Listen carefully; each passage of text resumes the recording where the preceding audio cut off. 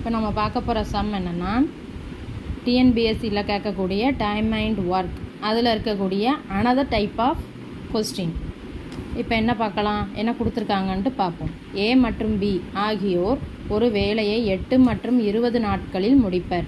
இருவரும் சேர்ந்து 4 நாட்கள் வேலை செய்த பின் முடிக்கப்பட வேண்டிய வேலையின் பாகம் என்னவாக இருக்கும் அப்படின்ட்டு கேட்டிருக்காங்க.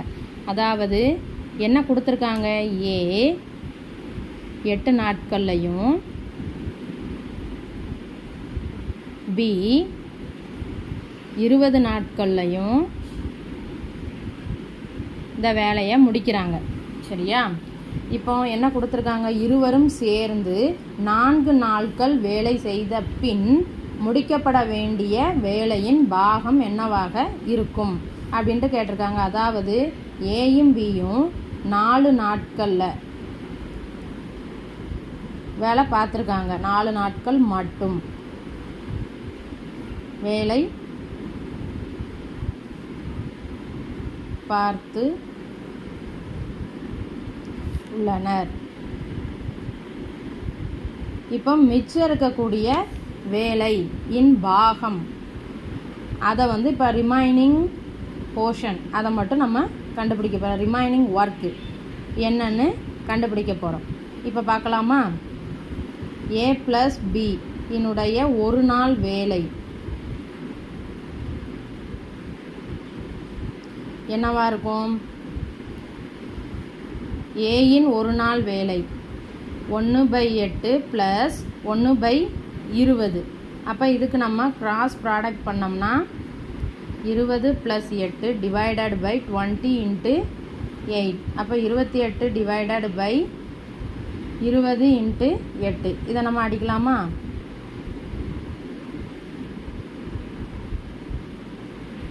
அப்போ 7/40. அப்போ ஏ ப்ளஸ் பியின் ஒரு நாள் வேலை எவ்வளவு? 7/40.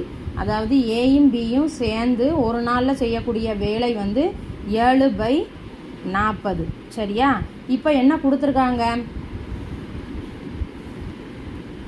ஏ ப்ளஸ் பி சேர்ந்து 4 நாட்கள் மட்டும் வேலை பார்த்துருக்காங்க அப்படின்னு கொடுத்துருக்காங்க.